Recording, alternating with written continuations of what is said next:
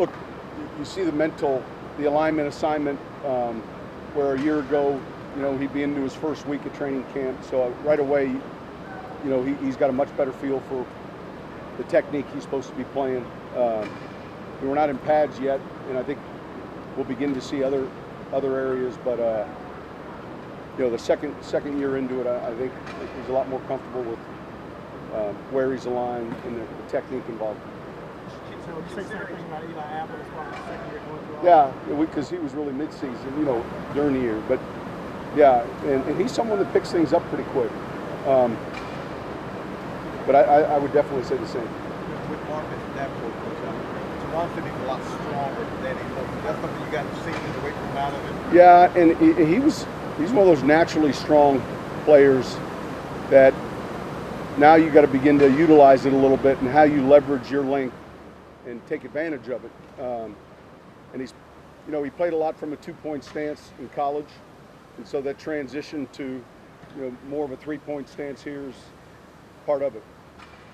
Considering Sheldon, whatever happens with him, the injuries, how important will Marcus's role be in just in terms of that pass rush and leaning on him? Yeah, look, real quick, Sheldon's progressing. He's ahead of schedule, and if I had a game I could give you, I'd give you that game, but hopefully it's earlier than later. But meanwhile, you're counting on everyone else to step up, including the inside players.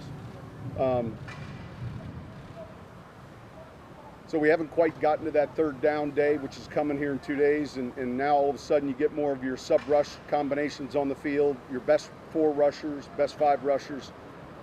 They could be ends and they could be tackles. Some guys, are pretty good inside on your third down looks. You say if you could give a game, no chance he comes back during training camp, right? Is that too soon? Well, I think that's a little early. Yeah. Are you excited about the pads going on the wall? Yeah, we are. Hopefully the weather holds up and we can, be outside on a Sunday for our fans. But yeah.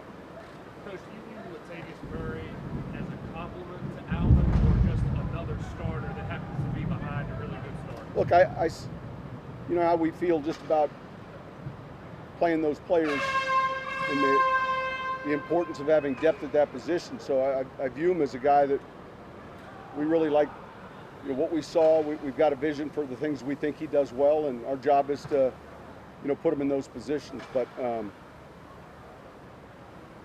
look, is one player taking exactly Mark Ingram's reps? I can't tell you that right now. And yet I know that, I think there's that presumption that Alvin's going to get more, and I think our pitch count and how we played and utilized him has been really good. Now, occasionally we might get a return from him, or, early in the season last year, his numbers were a little up because we were without Mark. So, but Latavius is a good football player, and we're glad that he's here. We talk about playing to a player's strengths, and we saw Latavius catch a ball. Historically, that has been a big part of his. Yeah, and so look, we'll see how that progresses. But you have to have some versatility, and he's shown that. Whether it's the underneath throws, he knows who he's blocking. I think he's pretty good in protection. So how much in the passing game, I think, is still to be determined.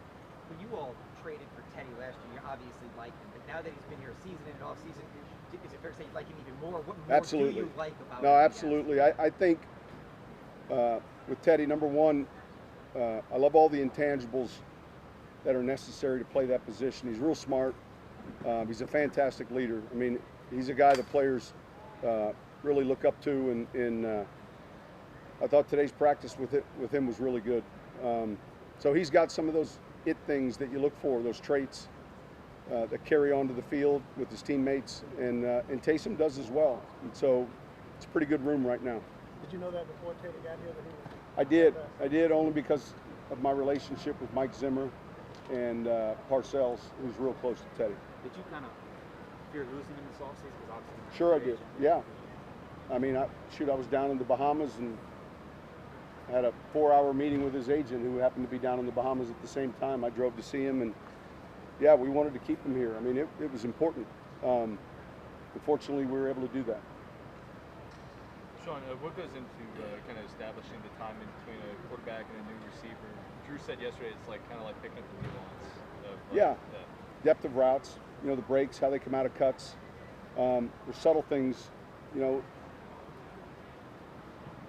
All the receivers are going to understand how to run a certain out break or a certain inside break, but you know how to handle the zone coverages, how to handle the man coverages, you know, when a play's changed. So there is a lot, and you'll see him right now working through some of that. It might be something that happened in practice that he wants to clean up post-practice with the tight end, a running back, or a receiver. And so if you added up the amount of time when you looked at all the tight ends that he's played with, all the receivers, all the running backs, and you took some of these guys like Brady or Drew, you know, you'd be in the hundreds of post-practice timing, you know, so there's a lot that goes into it. Sean, when you guys reviewed last season, what did you attribute how the passing offense was so good for 3 months and then really kind of dropped off in December? I didn't look. I know that's been a hot button topic in this camp, but man, when you get into the course of the season like that, and you're playing and you're playing for a playoff push, and you know, we're looking at winning games now. Of course, you'd love to be able to win a game like we did in Cincinnati each week, but that's not reality. We played some tough fought close games early in the year. I mean, Baltimore came down to it was a low scoring game, PAT.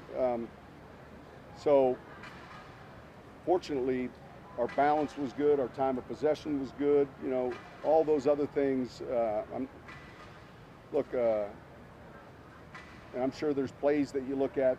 I can think of a few plays where there was a penalty, a touchdown was called back, but for us, it's more about, you know, what we need to do to win that game, and that's really the truth. And with Drew in particular, obviously appears ageless at times, but how closely do you monitor what he can still do? I don't. Nothing's changed that way. Obviously, we evaluate the film and watch it closely, but you know, it's not like we've had to go in a different direction. Look, when we've been able to have balance on this team and play good defense and create turnovers, it's been a pretty good formula for us, and that goes back to 06, 09, even 11, 13. So, you know, playing a complementary game means that, and I think that, you know, our group up front played well last year, so each week presents a different challenge. Sean, what did you attribute the run defense and the success? Just being disciplined, the run fits? Or? Yeah, listen, credit the players and the coaches. And we played some good running teams too. But I think that, you know, that comes, you know, you start the season and you have some success, and then, or if you don't, you quickly got to get it corrected. But I think we began to really play to that strength and force teams maybe to be a little bit more one-dimensional. So, you know, look, I know you're in for a long game or a long season. If there's one thing you can't do is stop the run, there's not a lot that's going to happen that's positive, right? And so that was encouraging. You know, our discipline, our fits up front, our linebacker play, and obviously your safety support. All right, thank you.